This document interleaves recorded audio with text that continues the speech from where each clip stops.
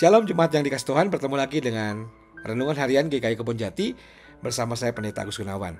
Hari ini kita akan sama-sama merenungkan bagian dari firman Tuhan yang diambil dari kitab 1 Samuel 16 ayatnya yang ke-7. 1 Samuel 16 ayat ke-7, saya akan membacakannya untuk saudara.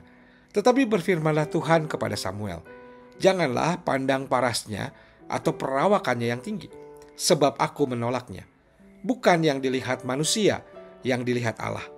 Manusia melihat apa yang di depan mata, tetapi Tuhan melihat hati. Nah, sudah tema renungan hari ini adalah Tuhan melihat hati. Saudara, saya pernah punya pengalaman yang unik ya. Ketika saya SMA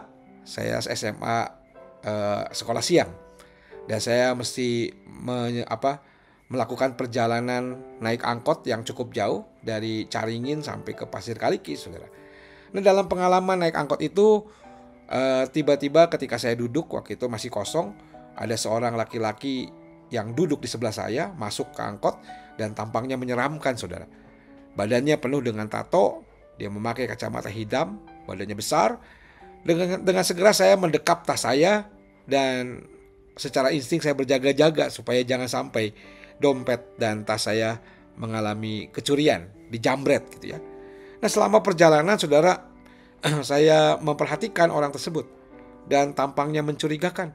Dia melihat ke kanan, ke kiri, ya, seperti sedang mencari sesuatu. Beberapa kali juga tatapan kami bertemu. Dan kalau bertemu, segera saya memalingkan muka dan segera saya pura-pura melihat ke jendela angkot dan atau sebagainya. Dengan pura-pura juga saya membuat kesibukan sendiri. Dalam perjalanan saya berdoa terus kepada Tuhan supaya angkot ini segera sampai atau minimal orang itu yang turun segera gitu ya. Dan saya tidak mengalami hal-hal buruk seperti apa yang saya pikirkan.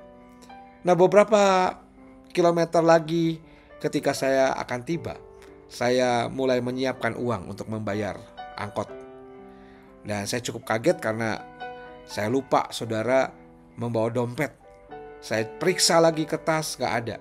Bahkan saya membuka beberapa resleting tas saya berharap saya menemukan sedikit uang yang tersisa yang mungkin saya lupa pernah menyimpan untuk membayar angkot. Dan tidak ada satupun uang, saudara, dan membuat saya panik di situ. Saya bingung dan tampaknya orang tersebut melihat kebingungan saya. Dan ketika saya dalam kebingungan tersebut, orang tersebut memperhatikan saya, bahkan ikut ngintip ke dalam tas saya. Dan saya juga menjadi takut. Tidak berapa lama orang itu berkata, cari apa, dek? Saya menjawab, uang, pak. Saya lupa bawa uang untuk bayar angkot. Kebetulan, gitu ya, biar sekalian saya beritahu bahwa saya tidak punya uang di situ.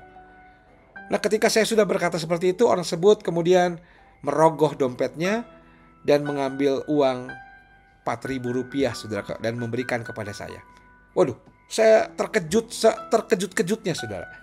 Ternyata apa yang saya pikirkan, apa yang saya lihat, tidak seperti apa yang saya bayangkan. Bapak itu kemudian tersenyum, membuka kacamatanya, dan kemudian dia mengatakan, ini pakai uang saya dulu. Lain kali jangan lupa, katanya. Akhirnya, saudara, kami ngobrol dalam sepanjang perjalanan yang pendek itu. Lalu saya turun dan berkata, ini beneran, pak, gak apa-apa. Gak apa-apa, katanya, kan adik gak bawa uang. Nah, saya duduk, saya mengucapkan terima kasih, saya membayar angkot.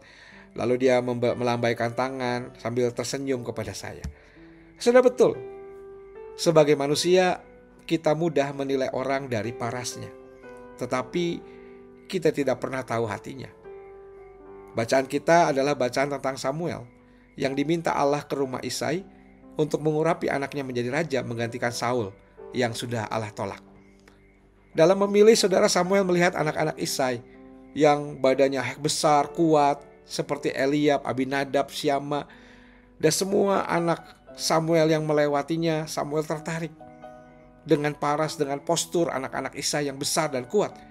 Dalam pikiran Samuel, anak-anak ini cocok menjadi raja.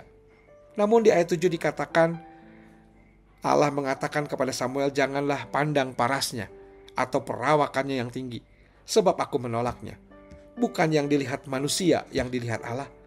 Manusia melihat apa yang di depan mata, tetapi Tuhan melihat hati. Dan Allah kemudian melihat Daud, anak bungsu Isai, yang masih muda belia, yang jauh dari tampang seorang raja. Tetapi Allah melihat hatinya. dan Allah tertaut pada hatinya. Allah memilih apa yang mungkin tidak dipilih oleh manusia. Namun dengan kuasanya Allah memampukan Daud untuk menjadi raja. Demikian juga kita hari ini, saudara. Allah bisa memilih kita dengan melihat bagaimana hati kita yang tertaut kepadanya. Seberapa hebat kita, jika Allah melihat tidak ada cinta akan Allah, tidak ada takut akan Allah dalam diri kita, maka kita tidak akan dipilihnya. Dan kalau Allah memilih, maka sejak hari itu seperti ayat terakhir kalau kita baca dari 1-16 setelah Samuel mengurapi Daud, maka sejak hari itu dikatakan dan seterusnya Roh Tuhan akan berkuasa menuntun kita untuk meraih keberhasilan bersamanya.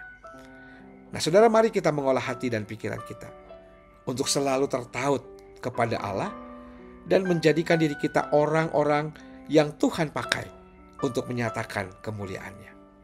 Tuhan memberkati saudara hari ini. Amin.